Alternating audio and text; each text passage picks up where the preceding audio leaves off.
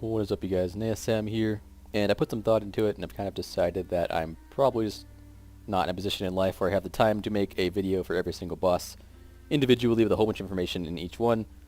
So I've kind of decided I'm just going to do one video for the whole instance with just quick, concise tips for each boss, and that video would be the one you're watching right now. So, without further ado, let's get started. We're going in order of the bosses I've killed. So most of the information in this video is like guided towards Mythic, but it can also work in Heroic generally as well. So first boss I want to talk about is Skorpyron. My talent suggestion for this is going to be Liquid Magma Totem and Lightning Rod build. If you are able to without sacrificing too much eye level, you should probably be trying to stack haste and crits, as little mastery as possible, as high haste as possible, but obviously you don't want to go down like 10 eye levels to do so. And if your guild is killing the adds very quickly, you don't want to put down many earthquakes because it's not worth it. If you have Sephu's Secret, you should probably try putting that on, because it procs on the earthquake on the adds, and it does a ton of damage when it procs. If the boss is about to go vulnerable and you have Stormkeeper about to come up, save it for the vulnerable phase. If adds come out at the same time and you get a lightning rod up, you can do tons of damage. This boss is pretty easy, so that's pretty much all my tips for this. For Chronomatic Anomaly, I suggest taking lightning rod as well. Liquid Magma Totem as well, just to deal with the adds. That's kind of your specialty as an elemental shaman. If your guild is struggling with a certain ad set, you could try Ancestral Guidance, but it really doesn't do all that much healing. You could probably, if your guild's killing the ads very quickly, you should probably try to alternate your Liquid Magma Totem and your Stormkeeper, not use them on the same ad sets, because you're going to lose a lot of the Liquid Magma Totem in doing that. And if ads are about to come out and you're going to use Stormkeeper in this set, make sure you cleave off the boss onto the big ad with your Chain Lightnings. You try and get your Lightning Rod up and ready for the ads that come out, so you can do tons of Lightning Rod damage onto the boss. Trilliax is one of the few bosses I would consider taking Ice Fury on if your stats kind of allow it, but generally Ascendance is going to be better. If you are moving, you want to be dotting all the scrubbers every time you have to move. If you're forced to be out of range of the boss, dot the scrubbers, build Maelstrom on the scrubbers to prepare yourself for more damage when you get back to the boss. Generally, dotting the scrubbers wouldn't really be a DPS increase, so only really do it when you have to move. I've kind of experimented with doing it when I didn't have any lava burst or anything up, just like instead of lightning bolt, and it might be increased, it might not. Can't really tell from this testing that, but that could be something you play with as well. Basically, just make sure you maximize your damage on the move by using your flame shocks and building Maelstrom as much as you can. For Spellblade Aluriel, I suggest going Lightning Rod, Liquid Magma Totem. A lot of Lightning Rod, Liquid Magma Totem in the first couple bosses. On this one, it's just because the adds are the biggest difficult part of the fight. After the nerfs, it's very unlikely you're going to hit in Rage, so you want to be focusing on ad damage. You also might want to consider trying some AoE legendaries. Sephu's does not proc on this boss, but what does work pretty good is the wrists and like the shoulders maybe. Gonna play with it a little bit. I would try doing the wrists though for the ads. It's the one boss where wrists actually might be useful in like actuality. And with your Lightning Rod and Liquid Magma Totem, you can use Stormkeeper and Liquid Magma Totem on the pole. You can and should, actually, because it's going to be back up for the ads before they come out.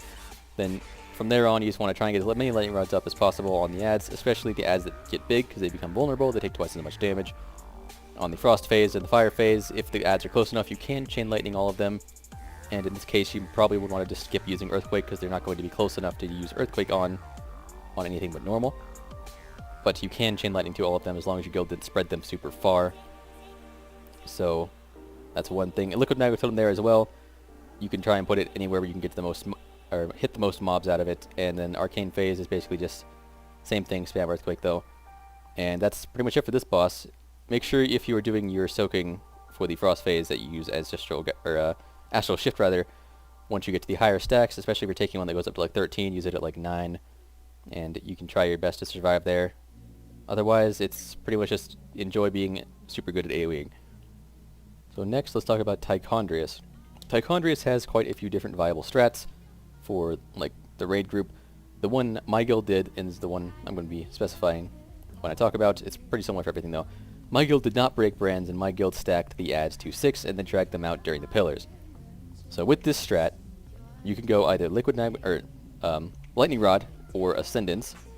Lightning Rod would just be to spam Chain Lightning on the boss and get Lightning Rod damage on the ads that are sitting on the boss.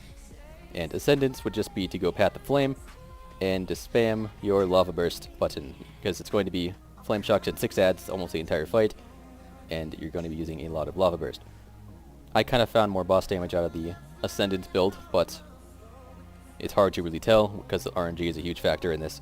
Go with what you prefer to go with, and when it comes to cooldown usage, don't waste your Stormkeeper when the ads are still in the boss. They're not going to die, except for if you're on like maybe Heroic or something. But on Mythic, wait till they get dragged out to the pillar, use your Stormkeeper. If you're using Liquid Magma Totem, use it there as well. I personally used Ascendance build with Liquid Magma Totem to kill the ads faster. I used my Liquid Magma Totem on the first set of ads, and then I did not on the second set of ads when they got dragged out, and then I used the Liquid Magma Totem instead on the inside on the bats for the added damage inside. And as usual, you can see my kill videos on my channel. But that is the basic tips for this boss. If you use Ascendance on pull, you can probably not really get it during the buff, but you will get 3 uses out of it unless your guild is very fast. If they are very fast, you can experiment with saving it. As long as you still get the 2 uses out of it, you should be okay. So for Krosus, you can use Ascendance, Lightning Rod, or Ice Fury. I would kind of suggest against Ice Fury at this point because Ice Fury doesn't really perform that well, and the travel time on Krosus makes it a pain in the ass to do. Ascendance is nice because you're only going to get 2 uses out of it, so you can save it as long as you want for the second one. And Lightning Rod is nice if you do the strat where you summon, or you have all the ads spawn on the boss, and you soak the ones farther back. My guild did not do this, so I went with Ascendance. With Ascendance, my recommendation for your cooldown usage is going to be use Stormkeeper, pretty much on the pole. Like you do your Elemental Blast, you do your 2 Lava Bursts, redo your Flame Shock, and then use Stormkeeper. Run to the side that is safe for the beam, and then run back where the beam came from.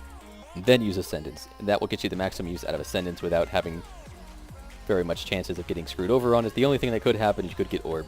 If you really want to, you can wait till after the Orb, but you will have to move for Fell Beam.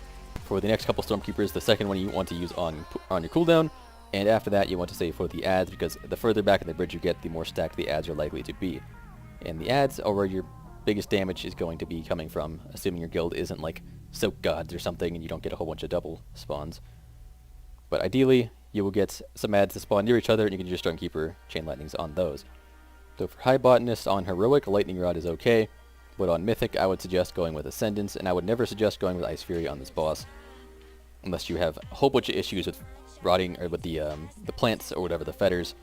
But generally, I would go with Ascendance here with Path of Flame and Echo of the Elements, and then you just kind of keep the dots on all of the Botanists. And also, Ascendance is really nice because in the last phase of the boss on Mythic is where all the damage really matters. Everything leading up to that doesn't really matter much. And the last phase, you're going to have Ascendance coming up probably during Hero, unless your guild is very fast. If they are very fast, you might want to consider saving your second one and using it then, because you're not going to need the second one during phase 2. It's just not something, if your guild's that fast, you don't need it there. So you can just save it for the last phase, use it with Hero. And another thing is that you were very good in this boss because you have Reincarnate, and a lot of the strategies that are used are involving someone killing themselves. So if you get that and you get to Reincarnate, it's very nice.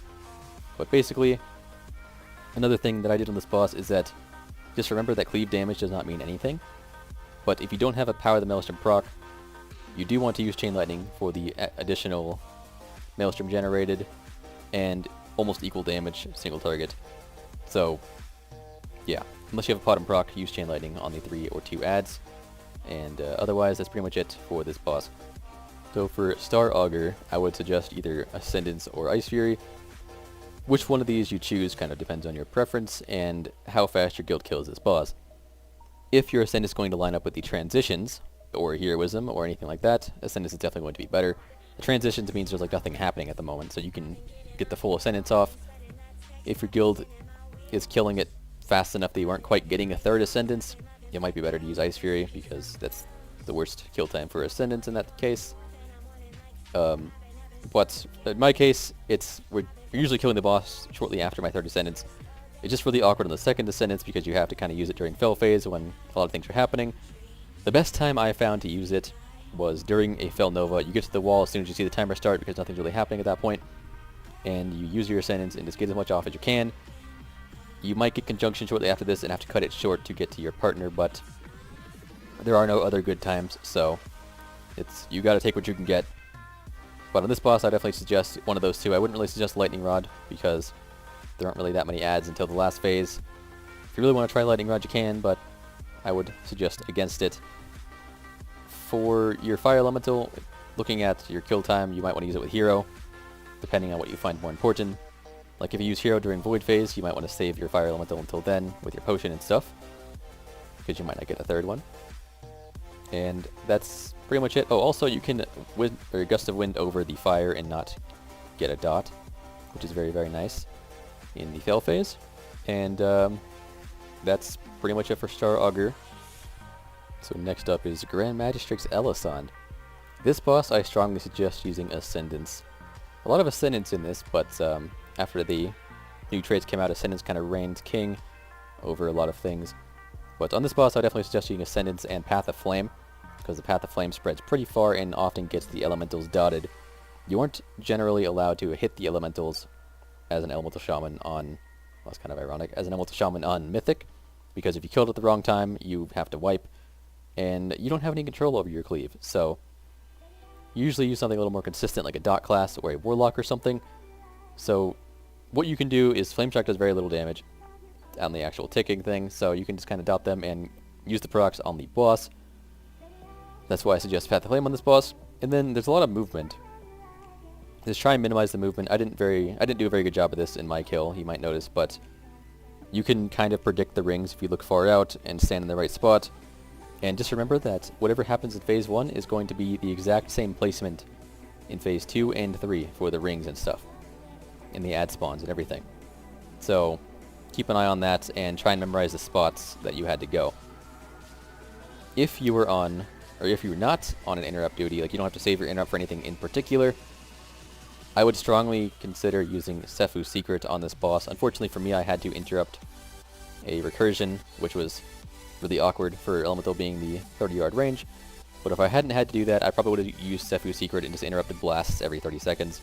Or maybe even just like almost on cooldown to help out the raid, as well as get that juicy haste proc with my Ascendance. That's pretty much it for Grand Magistrix Elisande. Just don't get hit by rings and stuff.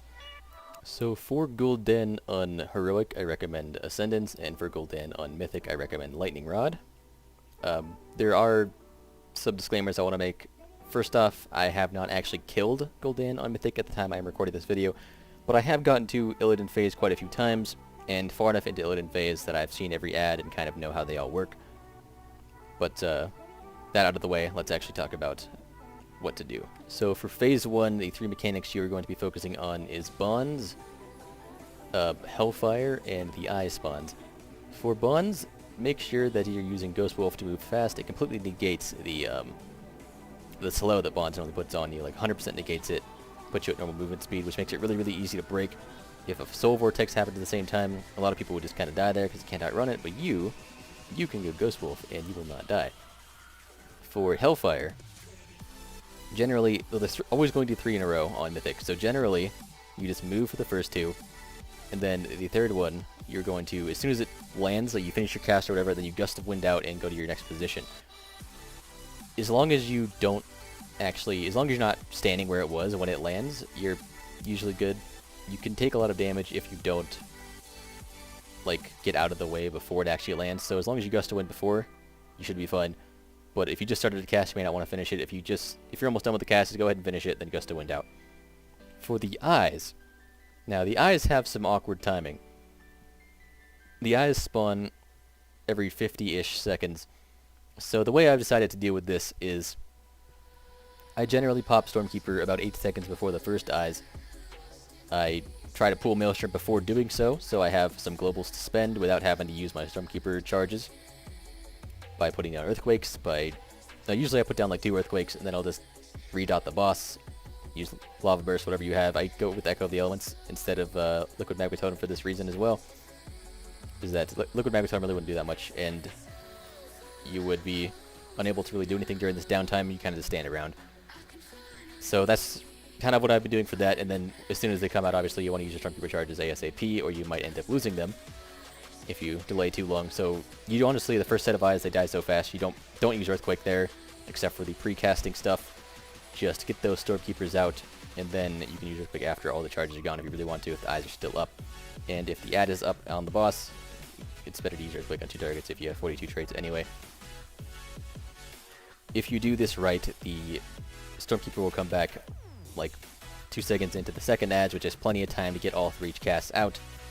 I've been experimenting with this for over 100 pulls now, and this is the way I've definitely discovered doing it best. The third eyes, you will not have Stormkeeper, and you should not be using that one until... You should not be using a third Stormkeeper basically until the fourth set of eyes. And for time dilation, on Mythic you only get it once, and it lasts like 30 seconds. So the time I found that was best to do this would be after the set of Hellfires, where you end up with like 10 seconds of nothing. You generally kind of stand there for 10 seconds, and then you get Bonds and Eyes spawning immediately after. I saved my time dilation. I used it as soon as that last Hellfire landed, as long as I wasn't going to get hit by the tick or anything. And then you just get to sit there and burn for 10 seconds, and if you don't get the Bond, it's pretty likely you're not going to get that Bond, since only like 3 people get it, there aren't tanks. And if you don't get it, you will not lose your time dilation until the end of the time dilation, and you get to have it for the single target burn, you get to have it for the Stormkeeper AoE as well.